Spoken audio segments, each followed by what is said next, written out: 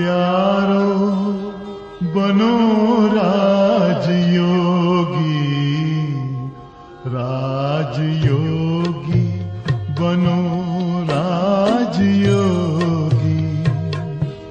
मेरे प्यारो बनो राजयोगी, राजयोगी बनो राजयोगी।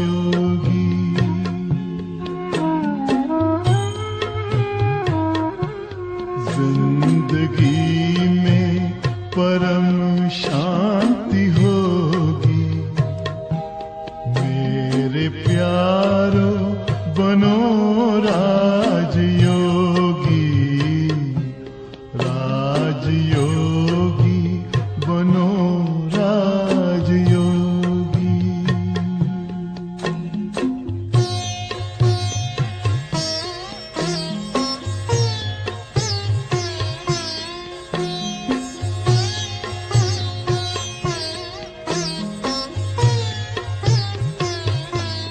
मन का दर्पण दमकने लगेगा,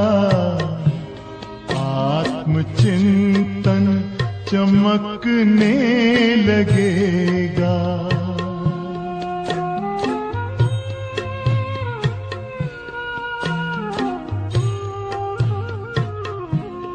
मन का दर्पण दमकने लगेगा, आत्मचिंतन चमकने लगेगा। ओम शांति। आज की मुरली है 30 सितंबर 2025 की।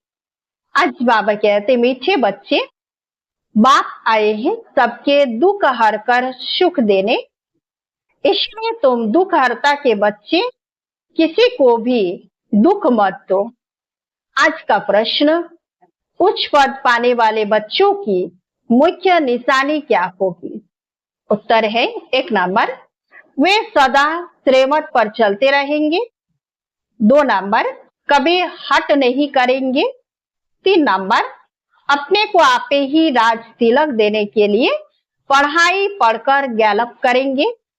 4 नंबर, अपने को कभी घाटा नहीं डालेंगे। 5 नंबर, सर्वप्रति रहमदिल और कल्याणकारी बनेंगे। उन्हें सर्विस का बहुत शौक होगा। 6 नंबर, कोई भी तुच्छ काम नहीं करेंगे, लड़ेंगे झगड़ेंगे नहीं। आज बाबा ने गीत सुनाया, तूने रात गवाई सो के। ओम शांति। रूहानी बच्चे रूहानी बाप के सामने बैठे हैं। अब इस भाषा को तो तुम बच्चे ही समझते हो और कोई नया समझ न सके। हे रूहानी बच्चे, ऐसे कभी कोई कह न सके, कहने आएगा ही नहीं। तुम जानते हो हम रूहानी बाप के सामने बैठे हैं, जिस बात को यथार्थ रीति कोई भी जानते नहीं। भले अपने को भाई भाई भी समझते हैं, हम सब आत्माएं हैं, बाप एक है, परंतु यथार्थ रीति नहीं जानते हैं। तो यह बाबा कहते हैं कि जब सम्मुख आकर समझे नहीं, तब तक समझे भी कैसे? तुम भी जब सम्मुख आते हो तब समझते हो। तुम हो ब्राह्मण ब्राह्मणिया, तुम्हारा सरनेम ही है ब्रह्मा वंशी, ब्रह्मा कुमार कुमारिया। शिव की तो सब आत्माएं हैं, तुमको शिव कुमार व शिव कुमारी नहीं कहेंगे। हम सभी कौन है? ब्रह्मा कुमार ब्रह्मा कुमारी। तो यह अक्षर रंग हो जाता, कुमार हो तो कुमारी भी हो। शिव की सब आत्माएं हैं, कुमार कुमारी तब कहा जाता जब मनुष्य के बच्चे बनते हैं। शिव के बच्चे तो निराकारी आत्माएं ही हैं। मूल वतन में सब आत्माएं ही रहती हैं, जिनको शालिग्राम कहा जाता है। यहाँ आते हैं तो फिर कुमार और कुमारियां बनते हैं जिस्मानी। वास्तव में तुम हो कुमार शिव बाबा के बच्चे। कुमारियां और कुमार तो बनते जब शरीर में आते हैं। तुम बीके हो, इसलिए भाई बहन कहलाते हो। अभी इस समय तुमको नॉलेज मिलती है, तुम जानते हो बाबा हमको पावन बनाकर ले जाएंगे। आत्मा जितना बाप को याद करेगी तो पवित्र बन जाएगी। आत्माएं ब्रह्मा मुख से यह नॉलेज पढ़ती है। चित्रों में भी बाप की नॉलेज क्लियर है। शिव बाबा ही हमको पढ़ाते हैं, न श्री कृष्ण पढ़ा सकते, न श्री कृष्ण द्वारा बाप पढ़ा सकते हैं। श्री कृष्ण तो वैकुंठ का प्रिंस है, यह भी तुम बच्चों को समझाना है। तो बाबा ने यहाँ कितनी गहरी पॉइंट बताया कि ये पढ़ाई शिव बाबा ही हमें पढ़ाते हैं, ना श्री कृष्ण पढ़ा सकते हैं, ना श्री कृष्ण द्वारा बाप पढ़ाते हैं। तो शिव बाबा संगम युग पर ब्रह्मा बाबा के रथ द्वारा, उनके मुख द्वारा हमें ये पढ़ाई पढ़ाते हैं। श्री कृष्ण की आत्मा तो सतयुग में होंगे, वो तो संगम पर नहीं होंगे। तो इसीलिए ये बहुत गहरी पॉइंट बाबा ने बताया है। तो बाबा कहते हैं कि यह भी तुम बच्चों को समझाना है। श्री कृष्ण तो स्वर्ग में अपने माँ बाप का बच्चा होगा, स्वर्गवासी बाप का बच्चा होगा। वो वैकुंठ का प्रिंस है, उनको भी कई जानते नहीं। श्री कृष्ण जयंती पर अपने अपने घरों में श्री कृष्ण के लिए झूला झूलाते हैं, मंदिरों में झूला बनाते हैं। माताएं जाकर गोलक में पैसा डालती है, पूजा करती है। आजकल क्राइस्ट को भी श्री कृष्ण में सल बनाते हैं, ताज आदि पहना कर माँ की गोद में देते हैं, जैसे श्री कृष्ण को दिखाते हैं। अब श्री कृष्ण और क्राइस्ट राशि तो एक ही है, वो लोग कॉपी करते हैं। नहीं तो श्री कृष्ण के जन्म और क्राइस्ट के जन्म में बहुत फर्क है।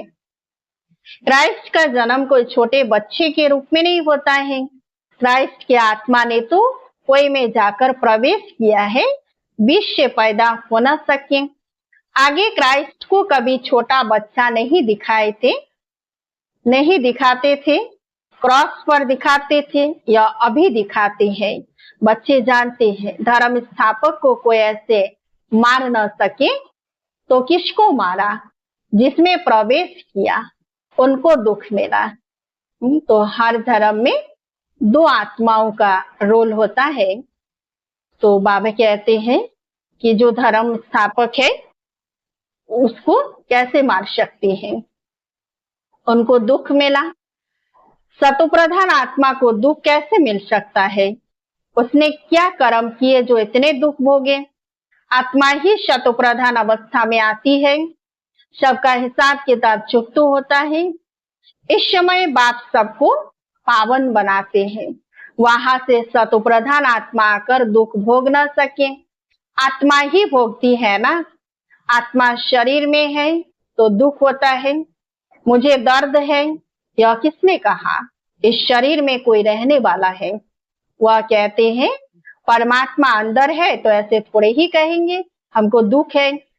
सर्व में परमात्मा विराजमान है तो परमात्मा कैसे दुख भोगेगा? यहाँ आत्मा पुकारती है, हे परमपिता परमात्मा हमारे दुख हरो। पारलौकिक बाप को ही आत्मा पुकारती है। अभी तुम जानते हो बाप आया हुआ है दुख हरने की युक्ति बता रहे हैं। आत्मा शरीर के साथ ही एवर हेल्दी वेल्दी बनती है। मूल वतन में तो हेल्दी वेल्दी नहीं कहेंगे, वहां कोई सृष्टि थोड़ी ही है, वहां तो है ही शांति। शांति स्वधर्म में टिके हुए हैं। अभी बाप आए हैं सबके दुख हर कर सुख देने। तो बच्चों को भी कहते हैं तुम मेरे बने हो, किसी को दुख नहीं देना। यह लड़ाई का मैदान है परंतु गुप्त है, वह है प्रत्यक्ष। यह जो गायन है कि युद्ध के मैदान में जो मरेंगे वह स्वर्ग में जाएंगे, उसका अर्थ भी समझाना पड़े। इस लड़ाई का महत्व देखो कितना है। बच्चे जानते हैं उस लड़ाई में मरने से कोई स्वर्ग में जा न सके, परंतु गीता में भगवानों बात है, उनको मानेंगे तो सही ना। भगवान ने किसको कहा? उस लड़ाई वालों को कहा या तुमको कहा? दोनों को कहा। उन्हों को भी समझाया जाता है कि अपने को आत्मा समझ बाप को याद करो। यह सर्विस भी करनी है। अब तुम स्वर्ग में अगर जाना चाहते हो तो पुरुषार्थ करो। लड़ाई में तो सब धर्म वाले हैं, सिख भी है, वो तो सिख धर्म में ही जाएंगे। स्वर्ग में तो तब आ सकेंगे जब तुम ब्राह्मण से आकर ज्ञान ले। जैसे बाबा के पास आते थे तो बाबा समझाते थे, तुम लड़ाई करते शिव बाबा की याद में रहेंगे तो स्वर्ग में आ जाएंगे। बाकी ऐसे नहीं कि स्वर्ग में राजा बनेंगे, नहीं। जास्ती उन्हों को समझा भी नहीं सकते हो, उनको थोड़ा ही ज्ञान समझाया जाता है। लड़ाई में अपने इष्ट देवता को याद जरूर रखते हैं। सिख होगा तो गुरु गोविंद सिंह की जय कहेंगे। ऐसा कोई नहीं जो अपने को आत्मा समझ परमात्मा को याद करे। बाकी हाँ, जो बाप का परिचय लेंगे तो स्वर्ग में आ जाएंगे। सबका बाप तो एक ही है, पतित पावन।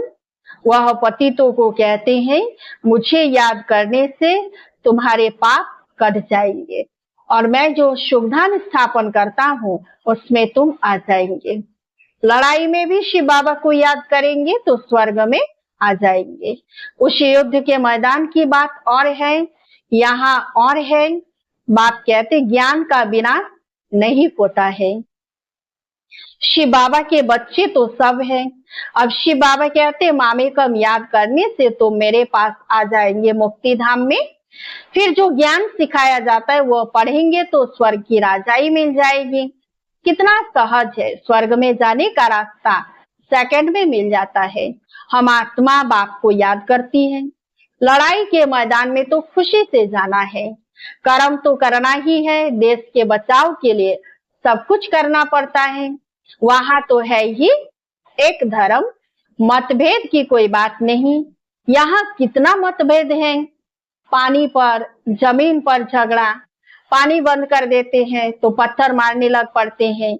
एक दो को अनाज नहीं देते तो झगड़ा हो जाता है। तुम बच्चे जानते हो, हम अपना स्वराज्य स्थापन कर रहे हैं, पढ़ाई से राज्य पाते हैं। नई दुनिया जरूर स्थापन होनी है। नूंद है तो कितनी खुशी होनी चाहिए। कोई भी चीज में लड़ने झगड़ने की बात नहीं, रहना भी बहुत साधारण है। बाबा ने समझाया है, तुम ससुर घर जाते हो इसीलिए अब बनवाह में हो। सभी आत्माएं जाएंगी, शरीर थोड़े ही छोड़ेंगे। बाबा कहते शरीर थोड़े ही जाएंगे, शरीर तो लेकर के परम धाम नहीं जाएंगे। शरीर का अभिमान भी छोड़ देना है। हम आत्मा है, 84 जन्म अब पूरे हुए हैं। जो भी भारतवासी हो बोलो, भारत स्वर्ग था, अब तो कलयुग है। कलयुग में अनेक धर्म है, सतयुग में एक ही धर्म था। भारत फिर से स्वर्ग बनना है। समझते भी है भगवान आया हुआ है। आगे चल भविष्यवाणी भी करते रहेंगे। वायुमंडल देखेंगे ना तो बाप बच्चों को समझाते हैं। बाप तो सभी का है ना, सबका हक है। बाप कहते मैं आया हूँ और सबको कहता हूँ कि मामे कम याद करो तो तुम्हारे विक्रम विनाश होंगे। तो शिव बाबा सभी का बाबा है ना, सब आत्माओं का पिता है, तो बाबा सभी को ले जाएंगे। अभी तो मनुष्य समझते हैं कि कभी भी लड़ाई हो सकती है, यह तो कल भी हो सकती है। लड़ाई जोर भरने में देरी थोड़े ही लगती है, परंतु तुम बच्चे समझते हो कि अभी हमारी राजधानी स्थापन हुई नहीं है तो विनाश कैसे हो सकता है। अर्जुन बाप का पैगाम ही चारों तरफ कहाँ दिया है। पतित पावन बाप कहते मुझे याद करो तो विक्रम विनाश होंगे। यह पैगाम सबके कानों पर जाना चाहिए। भले लड़ाई लगे, बॉम्ब्स भी लग जाएं, परंतु तुमको निश्चय है कि हमारी राजधानी जरूर स्थापन होनी है। तब तक विनाश हो नहीं सकता। विश्व में शांति कहते हैं ना, विश्व में वार होगी तो विश्व को खत्म कर देंगे। यह है विश्वविद्यालय, सारे विश्व को तुम नॉलेज देते हो। एक ही बाप आकर सारे विश्व को पलटाते हैं, यानी परिवर्तन करते हैं। वो लोग तो कल्प की आयु ही लाखों वर्ष कह देते हैं। तुम जानते हो इनकी आयु पूरे 5000 वर्ष है। कहते हैं क्राइस्ट से 3000 वर्ष पहले हेवन था। इस्लामी, बौद्धी आदि सबका हिसाब किताब निकालते हैं। उनसे पहले दूसरे कोई का धर्म है ही नहीं, दूसरे कोई का नाम है ही नहीं। तुम अंगे अक्षरे बता सकते हो तो तुमको कितना नशा रहना चाहिए। झगड़े आदि की बात ही नहीं। झगड़ते वह है जो निधन के होते हैं, अनाथ होते हैं। तुम अभी जो पुरुषार्थ करेंगे 21 जन्म के लिए प्रारब्ध बन जाएगी। लड़ेंगे झगड़ेंगे तो उच्च पद भी नहीं मिलेगा, सजाएं भी खानी पड़ेंगी। कोई भी बात है, कुछ भी चाहिए तो बाप के पास आओ। गवर्नमेंट भी कहती है ना, तुम फैसला अपने हाथ में नहीं उठाओ। कोई कहते हमको विलायत का बूट चाहिए, बाबा कहेंगे बच्चे अभी तो बनवाह में हो, वहां तुमको बहुत माल मिलेंगे। बाप तो राइट ही समझाएंगे ना कि यह बात ठीक नहीं है, यहाँ तुम यह आस क्यों रखते हो कि हमको ये चाहिए वो चाहिए। तो बाबा कहते सतयुग में तुमको सब कुछ मिलेगा, अभी तुम वनवास में हो, इसलिए बहुत ही हमें सिंपल रहना है। यहाँ तो बहुत सिंपल रहना चाहिए, नहीं तो देह अभिमान आ जाता है, इसमें अपनी नहीं चलानी होती है। बाबा जो कहे, बीमारी आदि है डॉक्टर आदि को भी बुलाते हैं, दवाई आदि से संभाल तो सबकी होती है, फिर भी हर बात में बाप बैठा है। श्रीमत तो श्रीमत है ना, निश्चय में ही विजय है। वो तो सब कुछ समझाते हैं ना, बाप की राय पर चलने में ही कल्याण है। अपना भी कल्याण करना है। कोई को बर्थ पाउंड बना नहीं सकते तो बर्थ नॉट ए पेनी ठहरे ना, पाउंड बनने लायक नहीं। यहाँ वैल्यू नहीं तो वहां भी वैल्यू नहीं रहेगी। तो सर्विसेबल बच्चों को सर्विस का कितना शौक रहता है, चक्कर लगाते रहते, सर्विस नहीं करते तो उनको रहमदिल कल्याणकारी कुछ भी नहीं कहेंगे। बाबा को याद नहीं करते तो तुच्छ काम करते रहेंगे, गलत काम करते रहेंगे, पद भी तुच्छ पाएंगे। ऐसे नहीं, हमारा तो शिव बाबा से योग है, यह तो है ही बीके। शिव बाबा ब्रह्मा द्वारा ही ज्ञान दे सकते हैं। सिर्फ शिव बाबा को याद करेंगे तो मुरली कैसे सुनेंगे, फिर नतीजा क्या होगा। पढ़ेंगे नहीं तो पद क्या पाएंगे। इसलिए बाबा क्या कहते हैं, पढ़ना भी पड़ेगा, पुरुषार्थ करना है। यह भी जानते हैं सबकी तकदीर उच्च नहीं बनती है, वहां भी तो नंबरवार पद होंगे। पवित्र तो सबको होना है, आत्मा पवित्र बनने बिगड़ शांति धाम जा नहीं सकते। बाप समझाते हैं तुम सबको यह ज्ञान सुनाते चलो। कोई भल अभी नहीं भी सुनते हैं, आगे चलकर जरूर सुनेंगे। अभी कितने भी विघ्न तूफान जोर से आए, तुम्हें डरना नहीं है, क्योंकि नए धर्म की स्थापना होती है ना। तुम गुप्त राजधानी स्थापन कर रहे हो। बाबा सर्विसेबल बच्चों को देखकर खुश होते हैं।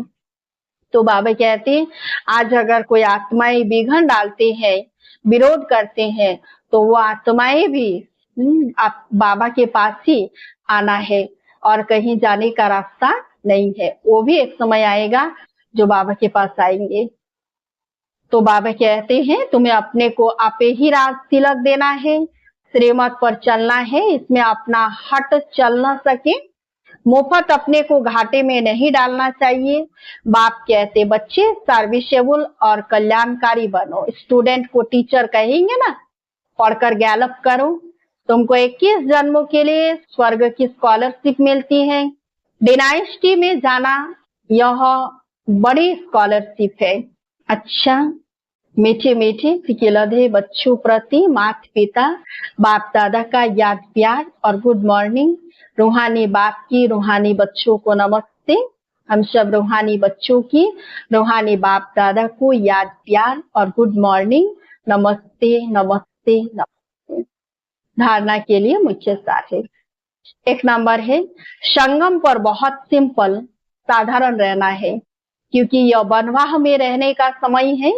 यहाँ कोई भी आस नहीं रखती है, कभी अपने हाथ में लॉ नहीं लेना है, लड़ना झगड़ना नहीं है। 2 नंबर है विनाश के पहले नई राजधानी स्थापन करने के लिए सबको बाप का पैगाम देना है कि बाप कहते हैं मुझे याद करो तो विकर्म विनाश हो और तुम पावन बनो। आज का वरदान, संतुष्टता की विशेषता द्वारा सेवा में सफलता मूर्त बनने वाले संतुष्ट मनी भव। सेवा का विशेष गुण संतुष्टता है। यदि नाम सेवा हो और स्वयं भी डिस्टर्ब हो व दूसरों को भी डिस्टर्ब करे तो ऐसी सेवा न करना अच्छा है। जहाँ स्वयं के प्रति व संपर्क वालों से संतुष्ट नहीं, वह सेवा न स्वयं को फल की प्राप्ति कराती है न दूसरों को। इसीलिए पहले एकांतवासी बन स्वपरिवर्तन द्वारा संतुष्ट मनी का वरदान प्राप्त कर फिर सेवा में आओ, तब सफलता मूर्त बनेंगे। आज का स्लोगन, विघ्नों रूपी पत्थर को तोड़ने में समय न गंवाकर उसे हाई जंप देकर पार करो। विघ्नों रूपी पत्थर को तोड़ने में समय न गंवाकर उसे हाई जंप देकर पार करो। अव्यक्त इशारे, अब लगन की अग्नि को प्रज्वलित कर योग को ज्वाला स्वरूप बनाओ। ज्वाला स्वरूप याद के लिए मन और बुद्धि दोनों को एक तो पावरफुल ब्रेक चाहिए और मोड़ने की भी शक्ति चाहिए। इससे बुद्धि की शक्ति व कोई भी एनर्जी वेस्ट ना होकर जमा हो जाएगी। जितनी जमा होगी उतना ही परखने की, निर्णय करने की शक्ति बढ़ेगी। इसके लिए अब संकल्पों का विस्तार बंद करते चलो, अर्थात समेटने की शक्ति धारण करो। अच्छा, ओम शांति। योग पथ पर जरा चल के देखो, सारा जीवन महकने लगेगा। सारी काया हो, सारी काया बनेगी निरोगी। मेरे प्यार बनो राजयोगी, राजयोगी बनो राजयोगी। योग मानव को संयम सिखाता, संतुलन आचरण में लाता। आत्मा और परमात्मा का ये मिलन हर घड़ी है कराता। योग महिमा हो, योग महिमा कभी कम न होगी। मेरे प्यारो बनो राजयोगी, जिंदगी में परम